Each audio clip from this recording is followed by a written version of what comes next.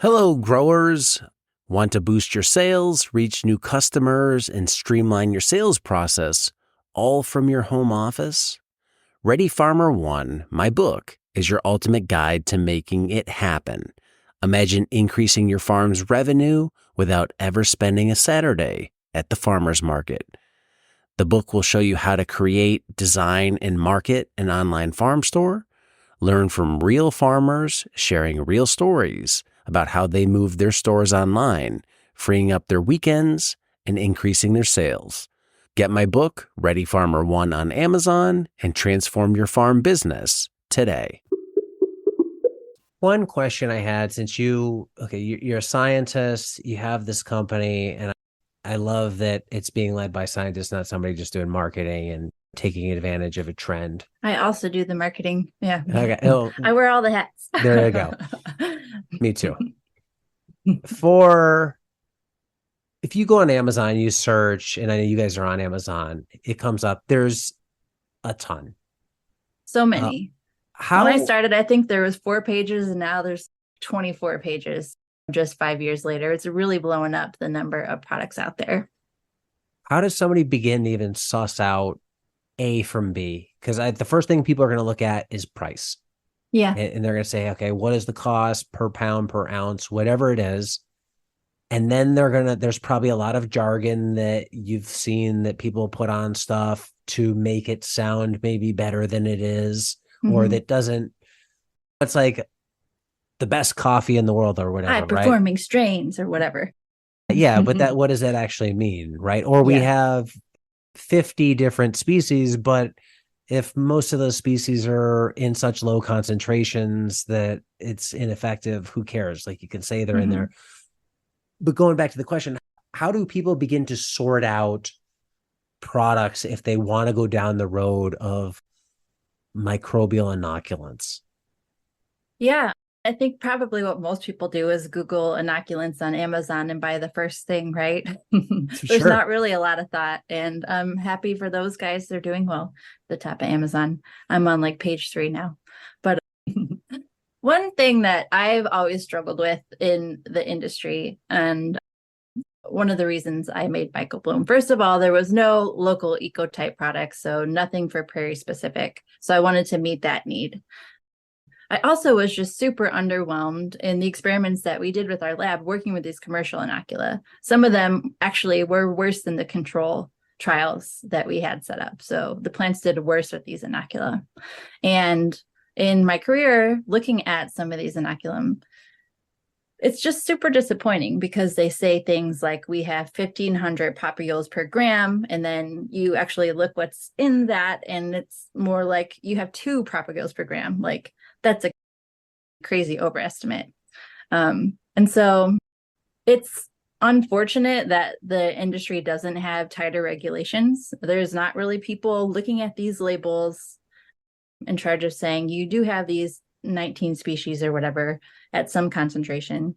So a lot of the stuff that people are selling isn't up to snuff. It's not what they say is on their label. So I think that is a major problem with the industry, and why some people become really frustrated when they buy a mycorrhizal product and it doesn't work, or it works for just a short period of time because it had nitrogen and phosphorus in it, but that was a temporary thing, and then it doesn't work anymore.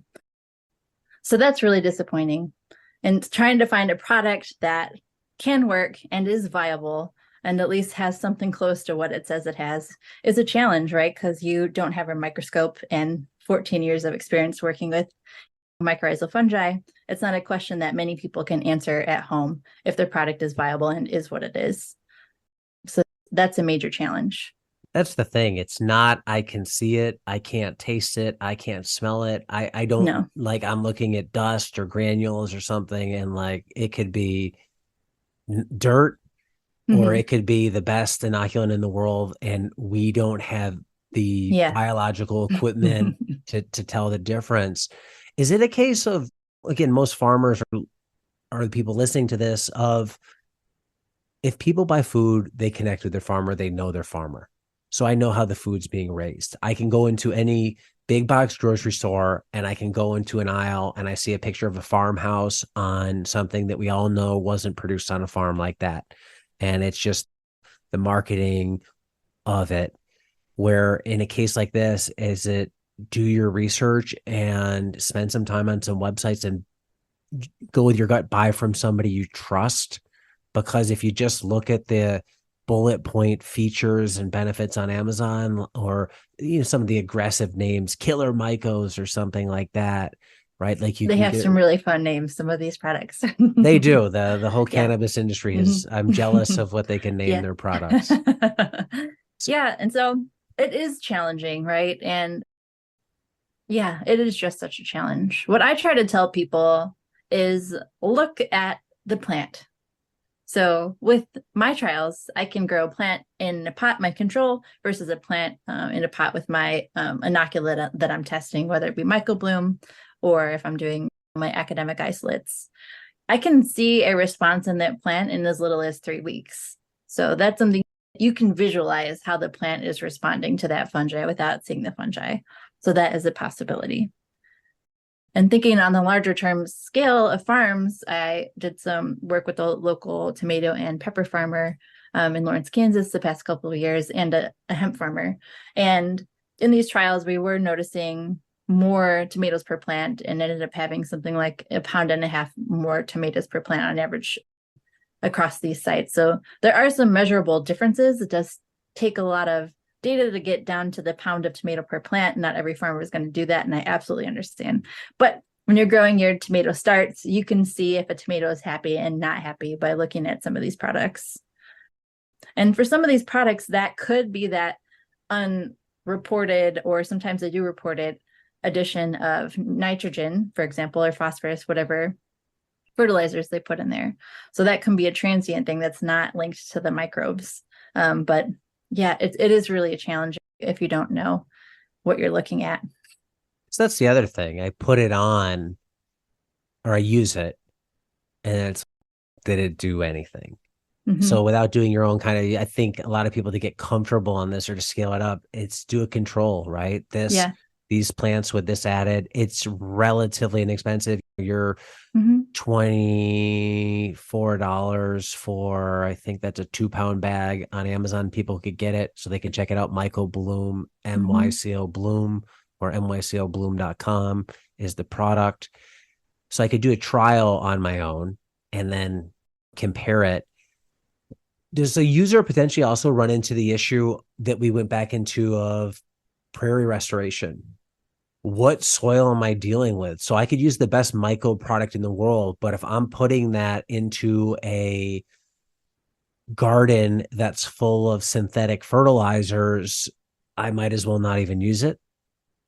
Yeah. So the farmer that I worked with at the tomato and pepper trial recently was an organic farmer, right? But he did every week, twice a week, fertilize the plants with typical USDA approved organic fertilizer methods, pumping it through the irrigation or whatever.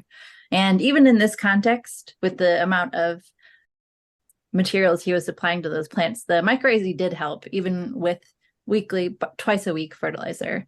And I would say probably in most gardens, you're not dumping enough of anything to really kill these fungi in the short term. They might not survive for 10 or 15 years if you're constantly fertilizing the soil or tilling the soil, but they can survive a little while. And that brings up, then do we have to re-inoculate the soil in our farms to maintain these relationships or repair them? And if so, how often?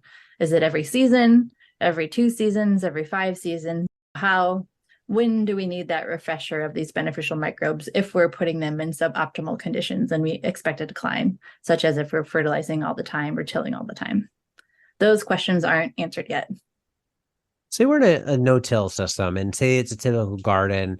I inoculate in my potting mix at the beginning of the year. I plant it out. It gets transferred into the soil. Those microbes and plants thrive. They're doing that synergy. At the end of the season, crops go away. We can assume some spores have been formed. And I'll just say we'll use your location, Kansas, because you're not too far north. You're not too far south.